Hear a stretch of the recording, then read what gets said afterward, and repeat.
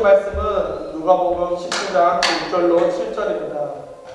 오늘 함께 보실 말씀은 누가복음 1장 7절입니다. 우리 한 절씩, 우리 한 목소리로 한 절씩 읽겠습니다. 시작. 예수께서 여리고로 들어가 지나가시더라. 삭개오라 이름하는 자가 있으니 세리장이요 또한 부자라. 그가 예수께서 어떠한 사람인가 하여 보고자 하되 키가 작고 사람이 많아 할 수 없어 앞으로 달려가서 보기 위하여 돌 무화과 나무에 올라가니 이는 예수께서 그리로 지나가시게 되니라. 예수께서 그곳에 이르사 쳐다보시고 이르시되 삭개오야 속히 내려오라. 내가 오늘 내 집에 유하여야 하겠다 하시니 급히 내려와 즐거워하여 영접하거늘 무사람이 보고 수군거려 이르되 저가 죄인의 집에 유하러 들어갔도다 하더라. 아멘. 오늘은 행복으로 가는 길 두 번째 시간으로 블레싱, 축복에 대해서 말씀을 나누려고 합니다. 오늘 말씀에 들어가기 전에 지난주에 우리는 행복으로 가는 길 첫 번째 시간으로 웰컴, 환영, 영접, 대접에 대해서 말씀을 나누었습니다. 그리고 첫 번째 단계가 환대하는 삶이라는 말씀을 나누었습니다. 환대라는 단어 안에는 웰컴이라는 단어가 포함되어 있습니다. 그래서 우리는 환대의 삶을 살아야 한다는 것입니다. 왜 환대의 삶을 살아야 할까요? 그 안에는 구원이 포함되어 있기 때문입니다. 누가복음 4장에 예수님께서 예배당에 들어가셔서 서기관으로부터 이사야 61장 말씀을 받고 그것을 읽은 후에 말씀을 듣기 위해서 기다리고 있는 이스라엘 백성들을 향하여 예수님께서 이렇게 말씀하십니다. 이에 예수께서 저희에게 말씀하시되 이 글이 오늘 너희 귀에 응하였느니라 하시니라. 아멘. 지금 이 순간 이 일이 이루어졌다는 것입니다. 무엇이 이루어졌습니까? 하나님의 말씀을 통한 자유와 회복이 시작되었다는 것입니다. 하나님의 하나밖에 없는 아들 예수 그리스도를 이 땅에 보내시고 우리를 위해 십자가에 죽게 하시고 우리를 위해 3일 만에 부활하게 하셔서 우리를 위해서 우리의 주인이 되어주시겠다는 약속입니다. 이것이 우리가 행복으로 가는 길 첫 번째 걸음인 환대의 삶을 살아야 하는 이유입니다. 평생 죄로 불쌍하고 가엾고 고통스럽고 혼란스럽고 절망과 낭망에 빠질 수 없는 우리 인생을 찾아오신 그 사건, 그것이 바로 환대의 사건이며 그 환대의 사건을 통해 우리의 정체성을 회복하시고 우리가 그 정체성 안에서 회복을 누름과 동시에 자유를 누릴 수 있게 하신 그분이 바로 예수 그리스도라는 존재. 세상의 무엇과도 바꿀 수 없는 환대를 받은 우리가 이제는 그 환대의 삶을 살아야 한다는 것입니다. 그럼 오늘은 행복으로 가는 길 그 두 번째 시간으로 삭개오에 대해서 말씀을 나누려고 합니다. 삭개오. 왜 하필 삭개오일까요? 성경의 그 수많은 인물들 중에서 왜 하필 삭개오일까요? 그 이유는 예수님으로부터 환대를 받은 우리가 어떻게 세상을 향하여 환대의 삶을 살아가야 할 것인가, 그것에 대해서 살펴보기 가장 좋은 예가 바로 삭개오라는 것입니다. 누가복음 19장 1절은 이렇게 기록합니다. 예수께서 여리고에 들어가 지나가고 계셨다. 예수님은 지금 여리고를 지나고 계십니다. 그럼 최종 목적지는 어디일까요? 누가복음 18장 31절에 예루살렘이라고 기록합니다. 왜 예루살렘으로 가십니까? 많은 사람들은 예수님이 이스라엘로 예루살렘으로 들어가는 그 이유가 왕이 되거나 선지자가 되거나 아니면 예수님의 나라를 세우기 위해서라고 생각합니다. 그런데 예수님이 예루살렘으로 죽기 위해서 올라가십니다. 누가복음 18장 32절로 34절에 이렇게 기록합니다. 인자가 이방인들에게 넘기워 희롱을 받고 능욕을 받고 침뱉음을 받겠으며 저희는 책짓질하고 죽일 것이니 저는 3일 만에 살아나리라 하시되 제자들이 이것을 하나도 깨닫지 못하였으니 그 말씀이 감추었으므로 저희가 이르신 바 알지 못하였더라. 예수님의 제자들은 예수님께서 말씀하셨습니다. 지금 이 여정의 마지막 종착지는 예루살렘이다. 왜냐하면 내가 십자가에 죽은 후에 3일 만에 살아날 것이라고 예수님은 정확하고 명확하게 제자들에게 알려주십니다. 그런데 제자들은요, 저희가 그 이르신 바를 알지 못하더라. 제자들은 예수님이 3년 동안 제자들에게 말씀하신 그 말씀을 깨닫지 못하고 구약의 말씀까지 인용하며 3년이라는 시간 동안 정확히 알려주고 보여줬는데 아무것도 모른다는 것입니다. 그래서 예수님은 제자들이 알지 못하는 것을 안타깝게 여기시고 누가복음 18장 35절로 43절에 맹인을 등장시키십니다. 지금 맹인이 하는 말은 직접 본 것을 묘사하기보다는 귀로 들은 언어를 나타내고 있습니다. 무엇이라고 고백합니까? 38절에 다윗의 자손 예수여 나를 불쌍히 여기소서. 3년을 동고동락한 예수님의 제자들은 그 의도가 무엇인지 모릅니다. 우리 눈에 보이는 불쌍한 맹인이 예수님을 간절히 부릅니다. 다윗의 자손 예수님 나를 불쌍히 여기달라고. 대단한 고백입니다.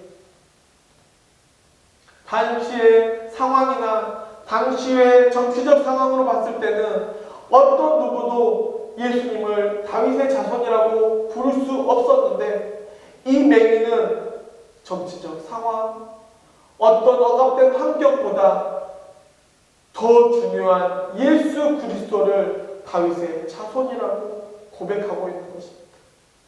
예수님의 제자들은 왜 예수님이 이스라엘에 올라가고자 하셨다는 의도를 모르지만 눈을 보지 못하는 맹인은 예수님을 경배했습니까? 그리고 예수님은 그 맹인에게 눈을 뜨는 은혜를 베풀어 주셨습니까? 맹인이 눈을 떴고 그 눈을 뜨게 한 예수님이 여리고 성에 있다는 사실을 들은 여리고 사람들은 예수님에게 나왔습니다. 그리고 그 중에 삭개오가 있었습니다.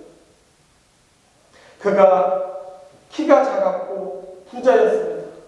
그 이유는 로마와 손을 잡고 일하는 세력이기 때문입니다.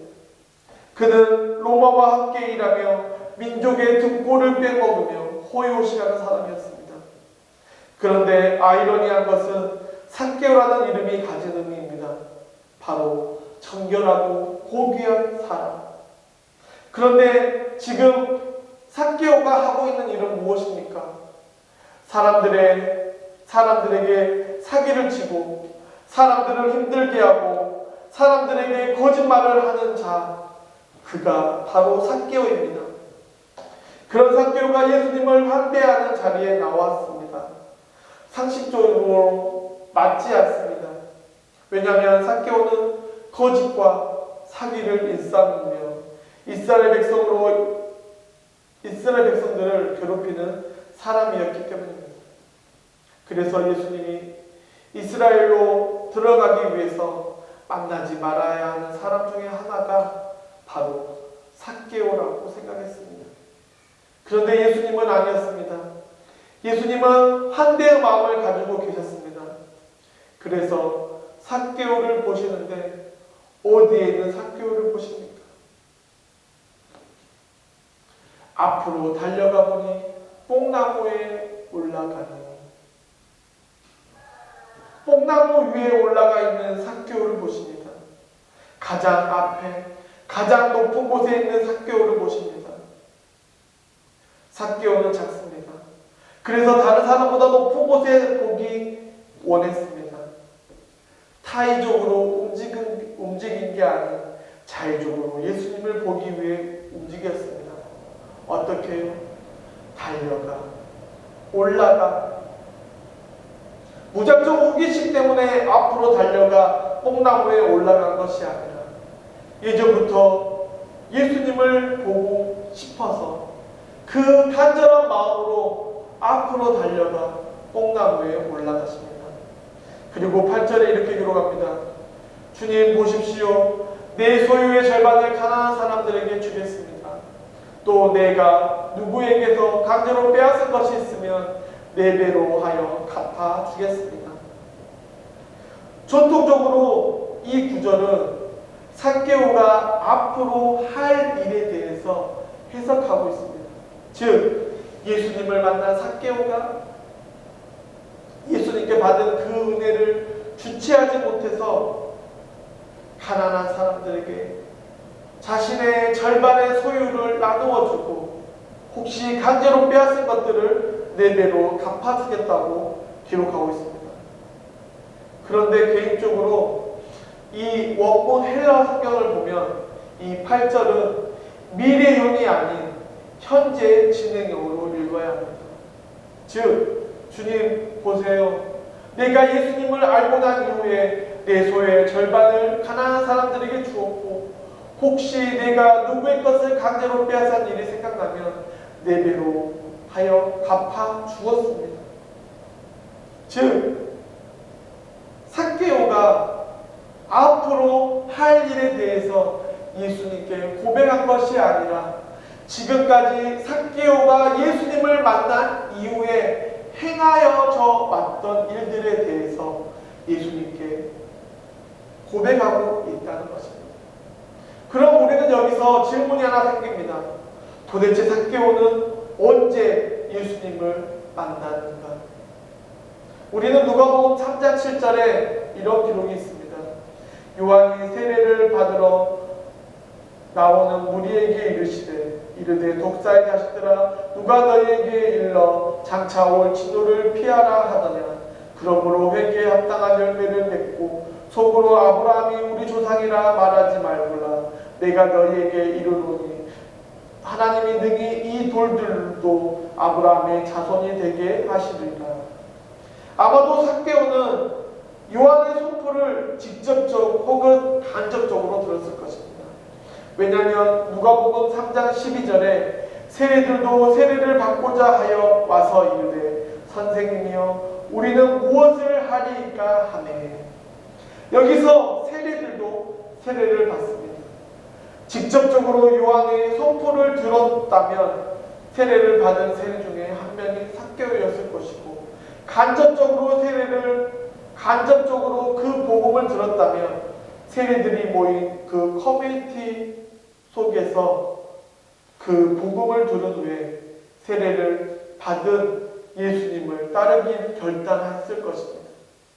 왜냐하면 삭개오가 예수님을 만난 후 이후로 변화된 삶을 살아오고 있으며 예수님을 만났을 때에 자신의 상황을 자신 있게 말할 수 있었기 때문입니다.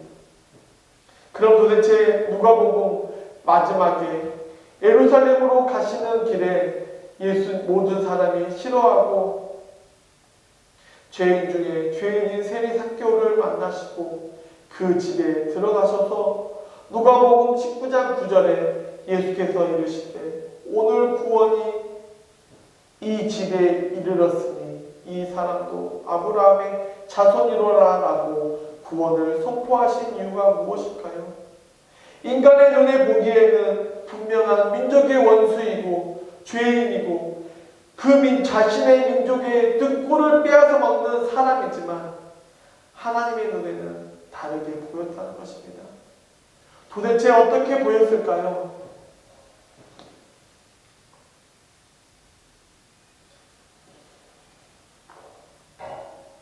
첫째로 잃어버린 자의 시선으로 바라보셨다는 것입니다. 하나님은 예수님은 세리 삭개오를 많은 사람들이 보고 있는 죄인의 시선이 아닌 잃어버린 자의 시선으로 바라보았습니다. 즉 세상 사람들은 규칙을 만들고 기준을 만들어서 거기에 부합되지 않는 삭개오를 향해 죄인이라고 말하고 있습니다. 그리고 요즘 세상에서는 그런 사람들을 부적응자, 나고자, 가난한 자라는 편견을 가지고 있습니다.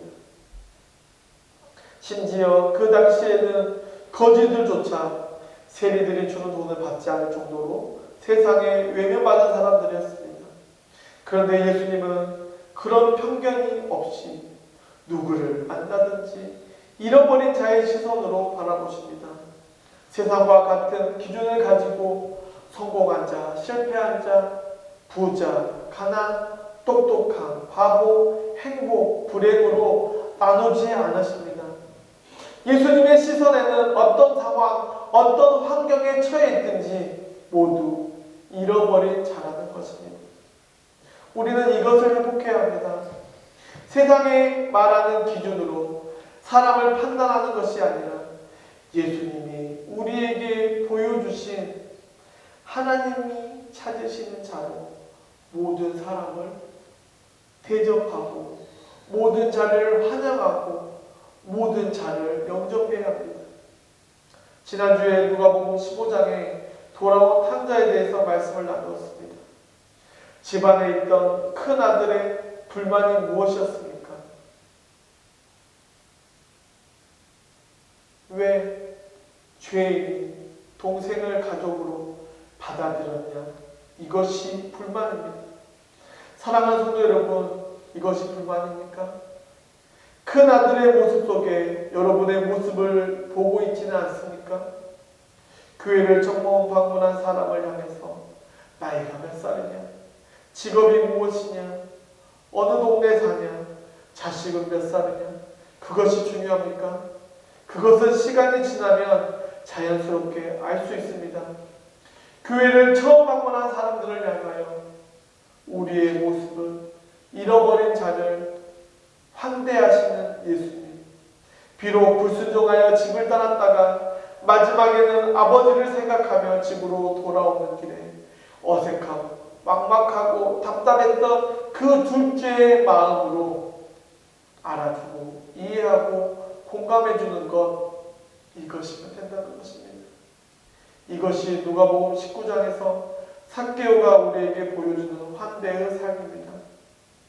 삭개오는 복음을 들고 믿고 누리는 작정한 순간부터 자신이 받은 환대를 나누며 실천한 삶을 산 사람이 바로 삭개오라는 것입니다. 둘째로, 환대는 구원받은 자가 반드시 실천해야 하는 감사의 때입니다. 우리가 누군가의 도움을 주고 우리의 것을 나누고 흘려보내는 것은 환대받은 자가 반드시 실천해야 하는 예배입니다. 그리고 성경은 가난한 자를 도와주는 것을 예수님이 우리에게 돈을 빌리는 것이라고 말합니다. 놀랍지 않습니까? 우리가 누군가를 도와주는 것은 예수님은 도와주는 것을 예수님이 기억하시고 나중에 다 갚아주겠다는 것입니다. 그래서 우리는 환대의 삶을 살아야 합니다. 그리고 환대가 환대로 이어져야 하는 이유는 환대를 통해 구원이 전달되고 새 생명이 태어나기 때문입니다. 환대함으로 생명의 약속을 받은 사람이 있는데 바로 아브라함입니다. 아브라함은 어느 날 하나님이 보내신 사람의 모습을 한 천사를 환대하는 마음으로 사랑과 정성으로 환대하였습니다. 그리고 맛있는 음식을 준비하여 대접하였습니다. 정성을 다한 환대를 받은 천사들이 아브라함을 떠날 때에 천사들에게 약속을 받습니다. 100세의 아들을 주겠다는 것입니다. 지금 아브라함의 나이는 99세입니다. 사람의 지식으로, 사람의 힘으로 할 수 없는 일입니다. 그런데 하나님이 보낸 천사는 생명을 주겠다고 약속합니다. 그리고 100세에 태어난 아들이 누구입니까? 바로 이삭입니다.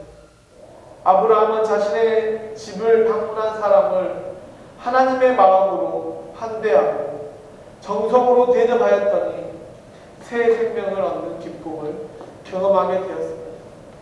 또 누가 있습니까? 여호수아에 기록된 기생 라합입니다. 라합은 가족들을 위해 평생을 어려운 가운데 살아갑니다. 그런데 어느 날 우연히 자신의 집을 방문한 이스라엘 적장꾼들을 환대합니다. 라합은 이미 이스라엘 백성들을 통해 일하시는 하나님의 일하심을 듣고 있었습니다. 그래서 이스라엘 적장꾼들을 환대하였고 그 결과 라합의 가정에 속해 있던 모든 사람들이 새 생명과 구원을 선물로 받았습니다. 이것이 환대의 열매입니다. 이것이 환대의 결과입니다. 이것이 나의 가족을 향해서, 친척들을 향해서, 이웃을 향해서, 세상을 향해서 전달해야 하는 환대를 나누는 삶의 이유입니다. 미라클 공동체 여러분, 여러분은 어떻게 하시겠습니까? 이제 우리가 결단할 때입니다. 우리가 선택할 때입니다. 하나님의 일은 우리가 아니어도 반드시 이루실 것입니다.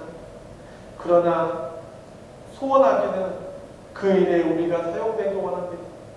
그 일에 우리가 함께 동참하기 원합니다. 그 일에 우리가 귀하게 쓰이는 도구가 되길 원합니다. 이제 11월 둘째 주입니다. 추수감사절 새생명 축제가 2주밖에 남지 않았습니다. 여러분은 어떤 가정을 놓고 기도하고 계십니까? 때로는 여러분의 남편이 될 수도 있고, 때로는 여러분의 자녀가 될 수도 있고, 때로는 여러분의 원수가 될 수도 있습니다. 하지만 우리가 먼저 예수님으로부터 복음의 환대를 받았습니다. 이제 여러분 차례입니다. 그 환대 안에서 여러분의 사랑이 가득 담기길 축원합니다. 환대 안에 여러분의 정성이 가득 담기길 축원합니다. 왜냐하면 예수님을 모르는 사람들은 죄인이 아닌 잃어버린 영혼이기 때문입니다. 예수님의 끊임없이 부르시는 자들이기 때문입니다. 그래서 우리는 많은 나눔을 통해, 웃는 얼굴을 통해, 인자한 예수님을 통해 예수님으로부터 받은 환대를 전달해야 합니다. 그래서 우리 교회는 문화센터를 운영하고 있습니다. 이 문화센터에 출입하는 가정들을 위해 나누는 일을 합니다.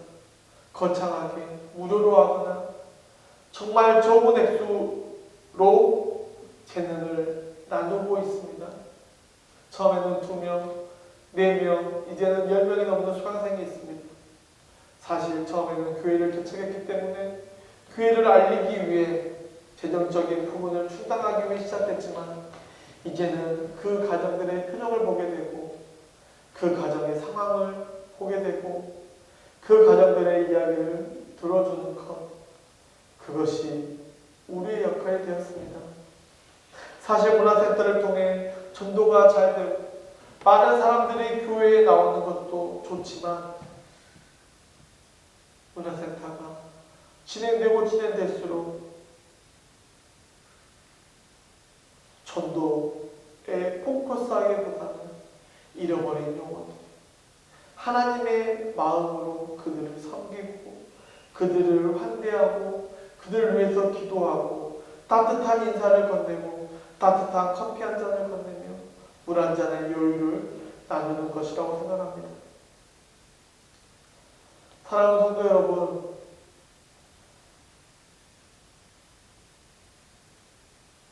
환대하는 삶을 사시길 축원합니다. 그래서 우리 교회가 아니더라도 예수님을 잘 알고 또다시 그 환대를 전달하는 전달자들이 되기를 원합니다. 또한 누가복음 9장 11절로 17절에 오병이어 사건이 나타납니다. 예수님이 예수님을 따르던 자들을 피해 벳세다라는 곳에 머무십니다. 그런데 그 소식을 들은 무리들이 예수님을 따라 베세다라는 곳에 찾아옵니다. 그 모습을 본 예수님은 어떻게 하셨습니까? 9장 11절에 예수께서 그들을 영접하사 하나님 나라의 일을 이야기하시며 병 고칠 자들을 고치시더라. 예수님께서 그들을 귀찮아하시거나 거부하지 아니하시고 그들을 영접하십니다. 영어 성경에 He welcomed them and spoke to them about the kingdom of God. 예수님은 그들을 웰컴, 환영하십니다. 그리고 하나님 나라에 대해서 말씀하시고 병을 고쳐주십니다. 그렇게 시간이 흘러 날이 저물자 예수님의 제자들이 무리들을 마을로 보내려고 합니다. 그러자 예수님이 말씀하십니다. 너희가 먹을 것을 주라. 그러자 예수님에게 말합니다. 제자들이 예수님에게 말합니다. 우리에게는 떡 5개와 물고기 2마리밖에 없습니다. 여러분, 이 물고기 떡 2마리와 물고기 2마리가 어디에서 나왔습니까? 바로 어린아이가 가져온 것입니다. 즉 어린아이가 예수님이 들려주신 복음적 환대를 경험한 후에 자신이 가지고 온 도시락을 내놓습니다.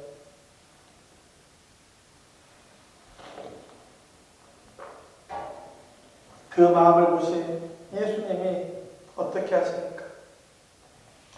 선인 명성 5,000명, 최소 2만 명이 넘는 사람들을 먹이시고 12광주리에 12바구니가 남는 기적을 일으키십니다.